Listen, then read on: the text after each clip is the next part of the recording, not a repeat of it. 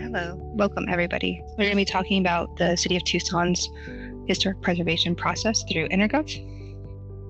And we're going to do a brief overview of the plan review process and the permit application process and how they tie together.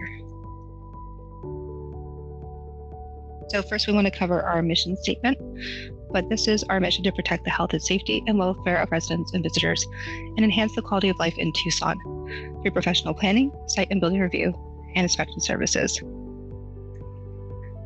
This is our org chart. On this org chart, you're going to see our leadership team. It includes our interim director, Corin Manning, our deputy director, Lynn Birkenbein, and then under the Historic Preservation Special Districts process, you're going to find Dan Bursick, who is our planning administrator, Nicholas Martel, the advanced planning section manager, and John Bill, our entitlement section manager, as well as Desiree Aranda with our historic preservation. This is also posted on the PDSD website. If you have questions about who to contact, Desiree can provide that to you, or later on in this presentation, we've got links to our historic preservation webpage, and then also our TDC Online or permitting process webpage. So I wanted to talk first about TDC Online. TDC Online is the customer-facing portion of our permitting software. This is where the customer goes to apply for a permit or plan review. We've introduced something new called TDC Online Navigator. This was released last year during the summer, and this is an application guide that gets you from the beginning of your application process all the way through the end to select the correct application and also provide helpful links to property information like zoning.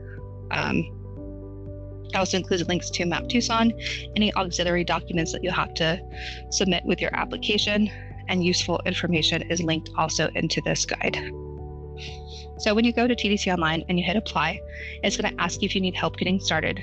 If you select yes, then it's going to take you through the application guide. Now, one of the links provided within that application guide, also available publicly, that's listed on our website, is Pro Property Research Online.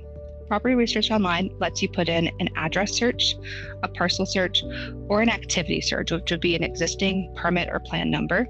And it's going to provide any of the past permits or plans linked to that parcel. And it's also going to give you parcel information from the Pima County Assessor and from our map system, GIS. So on this example, you're going to see on the right-hand side that the parcel we looked up is within the City of Tucson zoning.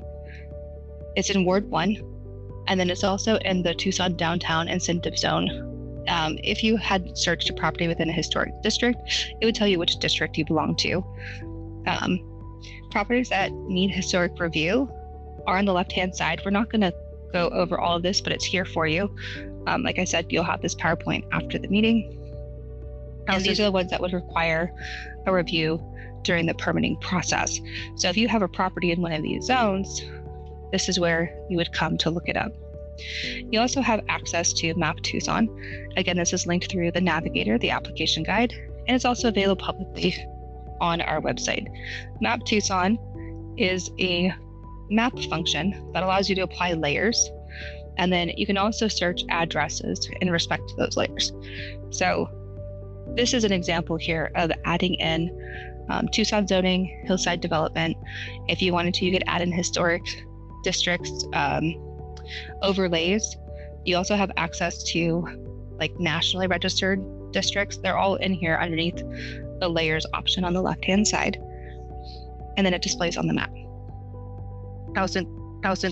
Going back to TDC Online, as you work through that application guide, when you get ready to apply, so you've located the correct permit type, and then you hit apply on the right-hand side, the first thing you're going to do is enter your address that you're applying for the permit.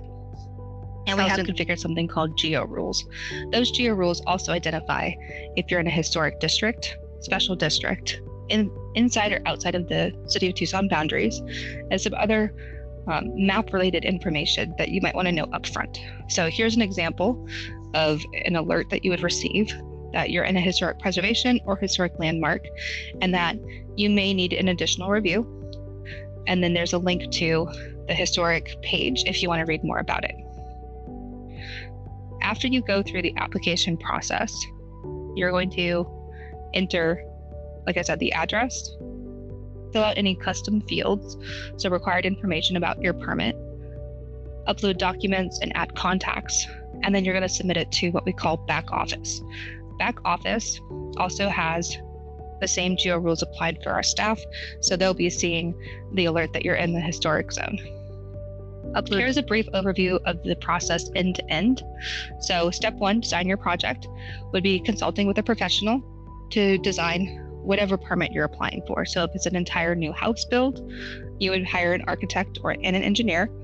If you're doing an addition or alteration, if it's something simple like retrofitting windows or a roof replacement, you may or may not need a permit, and you may or may not need an architect or an engineer to design those plans.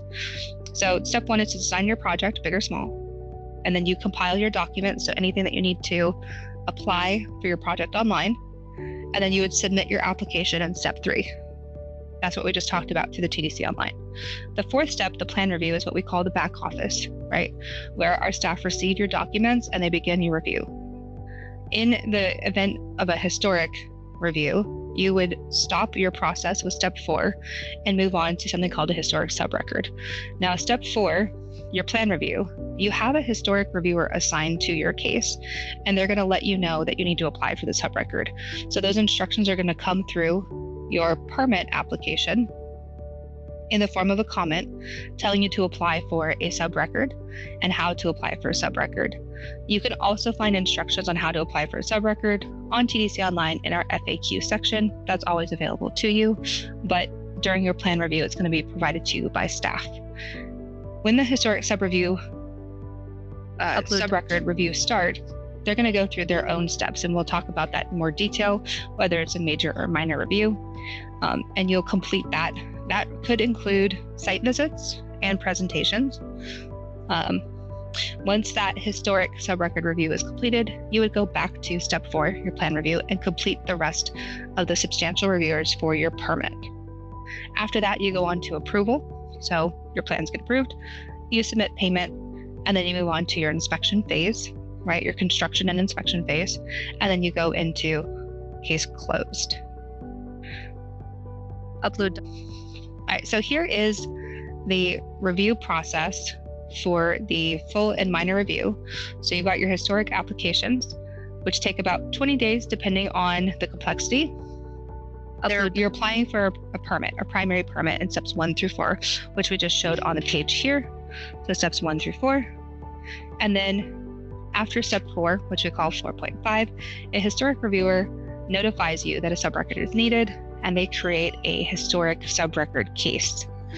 That historic subrecord case covers both the minor and major reviews for historic. So smaller projects require a minor review, and that is one review member of the Historic Preservation Advisory Zone board, and then one member of the Plans Review Subcommittee. The larger projects, which is a full review, is 2 public meetings, one at the HPZ Advisory Board and one at the Plans Review Subcommittee.